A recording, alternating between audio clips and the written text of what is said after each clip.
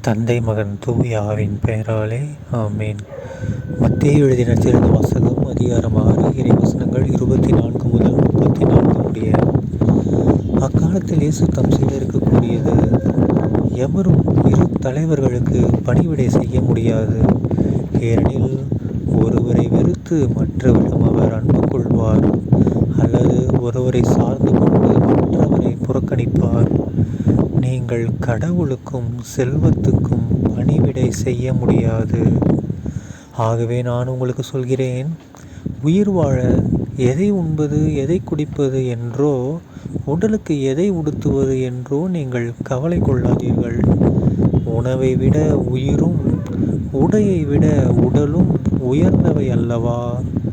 வானத்து பறவைகளை நோக்குங்கள், அவை விதைப்பதும் இல்லை, அறுப்பதும் இல்லை, களஞ்சியத்தில் சேர்த்து வைப்பதும் இல்லை. உங்கள் விண்ணக தந்தை அவற்றுக்கும் உணவு அளிக்கிறார். அவற்றை விட நீங்கள் மேலானவர்கள் அல்லவா?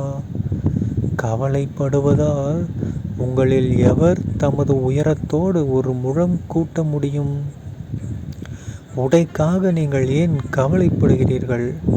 காட்டு மலர் செடிகள் எப்படி வளர்கின்றன என கவனியுங்கள். அவை உழைப்பதும் இல்லை, நூற்பதும் இல்லை. ஆனால் சாலமோன் கூட தம் மேன்மையில் எல்லாம் அவற்றில் ஒன்றைப் போலவும் அணிந்திருந்ததில்லை என நான் உங்களுக்கு சொல்கிறேன். நம்பிக்கை குன்றியவர்களே, இன்றைக்கு இருந்து நாளைக்கு அடுப்பில் எரியப்படும் காட்டு புல்லுக்கு கடவுள் இவ்வாறு அணி செய்கிறார் என்றால் உங்களுக்கு இன்னும் அதிகமாய் செய்ய மாட்டாரா? ஆகவே எதை உண்போம், எதை குடிப்போம், எதை அணிவோம் என கவலை கொள்ளாதீர்கள். ஏனெனில் பிற இனத்தவரே இவற்றையெல்லாம் நாடுவர். உங்களுக்கு இவை யாவும் தேவை என உங்கள் விண்ணக தந்தைக்கு தெரியும். ஆகவே அனைத்திற்கும் மேலாக அவரது ஆட்சியையும் அவருக்கு ஏற்புடையவற்றையும் நாடுங்கள். அப்போது இவை அனைத்தும் உங்களுக்கு சேர்த்து கொடுக்கப்படும். ஆகையால் நாளைக்காக கவலைப்படாதீர்கள். ஏனெனில் நாளைய கவலையை போக்க நாளை வழி பிறக்கும். அந்தந்த நாளுக்கு அன்றன்றுள்ள தொல்லையே போதும். ஆண்டவரின் அருள்வாக்கு. கிறிஸ்துவே உமக்கு புகழ். அன்பார்ந்த சகோதர சகோதரிகளே, இன்று பொதுக்காலம் 11ஆம் வாரம் ஜூன் மாதம் 22ஆம் தேதி 2024ஆம் வருடம் சனிக்கிழமை. இன்றைய நற்செய்தியில் பாருங்கள், நம்ம இயேசு கிறிஸ்து ஆண்டவர் செம்மையாக பேசியிருப்பார். ஓகேங்களா, போதனை கொடுத்துருப்பார். உங்களுக்கு எப்போல்லாம் கஷ்டமாக இருக்குதோ, எப்போல்லாம் ஒரு மாதிரி நம்பிக்கை இல்லாத நிலைமையில் இருக்கீங்களோ, அப்போல்லாம் இன்றைய இந்த மத்தேயு நற்செய்தி 6:24 to 34 எடுத்து படிங்க. ஓகேங்களா, அப்போ உங்கள் கஷ்டங்கள் குறையும்.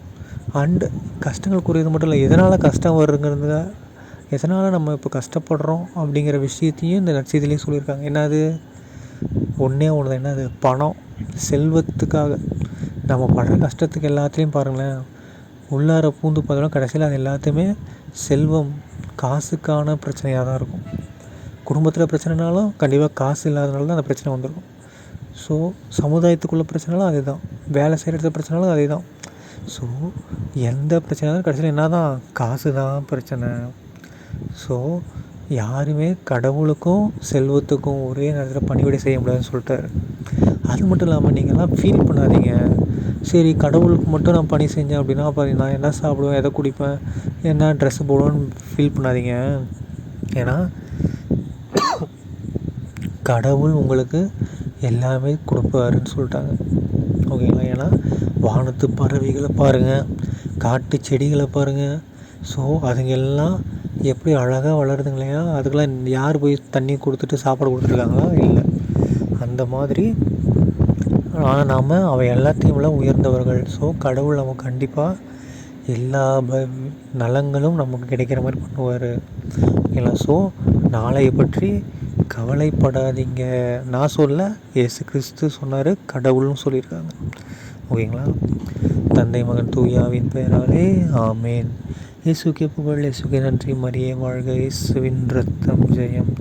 அல்லேலூயா, பிரைஸ் த லார்ட்.